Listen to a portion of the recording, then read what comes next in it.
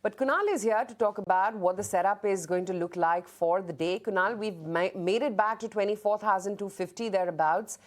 But given that Brent is still close to that $90 per barrel mark, what's the setup for today looking like? Yeah, so again, we go back to the grind, Aisha. So, that range of 600 points where we've been preambling, I think we'll continue to be into that range where the markets will face some sort of a resistance on the higher side.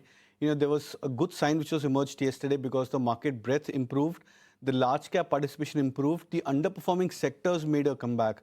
So, we were looking at largely IT stocks as an underperformer, but then even FMCG was an underperformer. They made a comeback. Metals largely made a good comeback for themselves. Auto stocks as an overall basket also made a good comeback. So it was a day of comebacks from large cap names, which probably gave hope for the market that maybe I think we might go into a series of follow through up move for the indices. But again, with the rise in crude oil prices, we would probably be back into that 600-point trading range. Kunal, last few days, the Nifty IT has been running well. And if you look at the last 1 month, they've outperformed the Nifty by nearly 17%. Do you still see enough room there for Nifty IT? See, short-term wise, I don't see too much of headroom now, at least in the next couple of days or the next 1 or 2 weeks, because it seems like that many of the stocks have reached those hourly chart RSIs of 85 and 90 plus.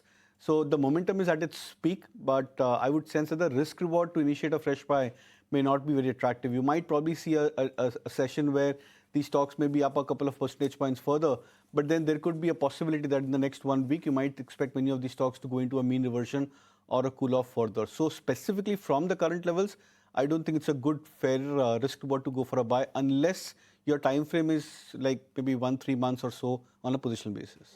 So Kunal, what's your stock bias for the day? Is it more IT trades? Not really, Aisha. So I'll pick Hindalco as the first bet, expecting that the metal rally which started off, I would probably sense that this could be a start of a phase where many of these stocks can go into either a short covering or maybe some inflection turnaround for themselves. So would look at Hindalco as a bet at current levels. 998 is where I would place a target for the stock in the near term. Stop loss could be kept at 948. Bharti Airtel is the other stock which I'll suggest as a buy. I think after quite some time, the stock is coming out after almost like a cup and handle kind of a formation or an ascending triangular pattern when you look at it on the slightly smaller term time frame charts. So would look at a breakout for Bharti Airtel about 1950 plus levels. 2025 is the target. Stop loss at 1910. Also, the way shorts got covered yesterday, and if you look at the Nifty 50 futures, there's a short covering which also happened there. Do you think there's further room for short covering? You mentioned that now we are back to the grind of 500 points. Correct. So 24,000 to 24,500 is where we're going to stay here, consolidate, and then maybe move up? See, I don't see a meaningful short covering, Sajid. We were discussing this data yesterday also that there's this 91% position which is still on the short side from the FIIs.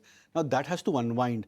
Even if you go back, say the last 18 months, 2024 September, the number was reverse. We were almost at 86-87% on the long built up and 14-15% on the short built up.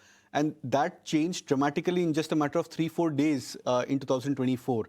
Now for our markets to turn and to change this stance, you need to see a major sudden unwinding which has to happen, which I think is still not coming to the markets. In the last 2-3 months, the index has recovered 2,000 points. We were at 22,000 or 23,000 levels. We've recovered from those points for the indices. But the data on the short covering or the open interest built up has not changed. Okay, on that note, let's take a very quick break. When we come back, all about stocks.